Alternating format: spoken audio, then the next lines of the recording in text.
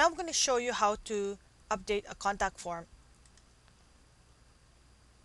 Now if you go to the contact page, you will notice that they've already created a spot where to put your contact information, and also below it is a form. Now all I have to do is go to edit mode,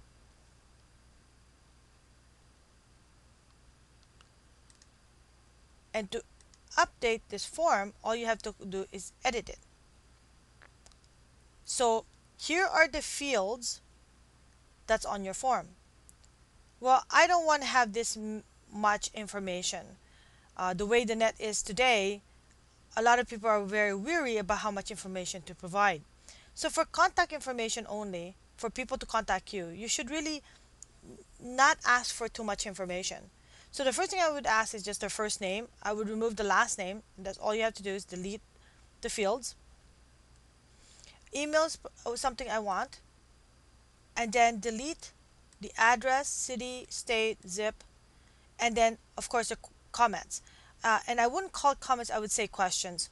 Okay, so I'd update this, and right on the right side field I would change the label to questions, and I would require it as a required field, and then save that.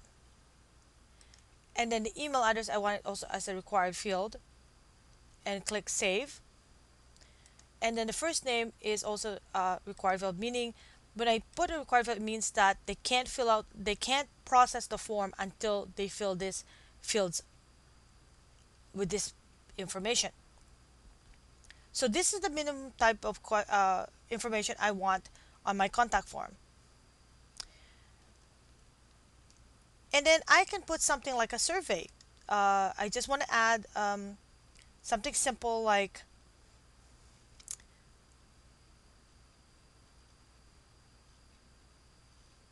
a drop down list, and I'll show you what I mean. I'll add a text as well.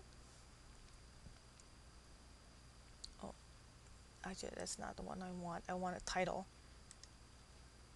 And in fact, when you add a title, you can also use that as any heading or text. So the first thing I'm going to do is move this up, and the question I'm going to ask is, I want to add a question.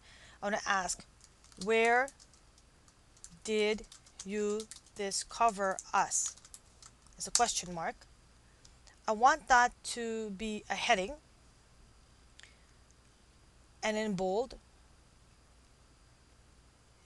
and then save it. And see, notice that the title now is changed to the question. And then below that I want a drop down selection where people will select the answer. So I can put, the first thing I do is I just add typical select one.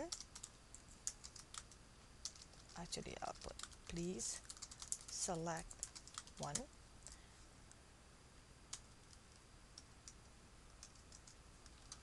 Then just go down, and then I'll choose all. Search engine, flyer, heard, recommended by someone. So you get the idea, and I'll just save that. And I want the questions only in one column. Okay, so down here is where you want to have some information. This is basically the word that will be in the button. If you have any questions or would like more information, please leave your name. And that's pretty good. And then after they process the form, this will be the reply they get. So the size of the fields, which is right here, will be only 2, which is really small. I'm going to make it 3, and I want it bolded. And I also want to enable form security, which is where a person has to actually key in some letters. This ensures that you don't get spam. And then so what happens is the last piece of it is where do you want, when someone fills out your form, where do you want the information to be sent? So all you have to do is, I would like to send it to my uh, own email address. So I'll put okay, and then click apply. So if you click view, you'll notice now here's our form. If you have any questions, so forth, first name, email address, your question, and then I ask where did you discover us, and then here's the drop down box, and then this is the security code I mentioned. This in, enforces that a machine doesn't fill out your form and you start to get spam. It has to be an actual human being, and then the submit button.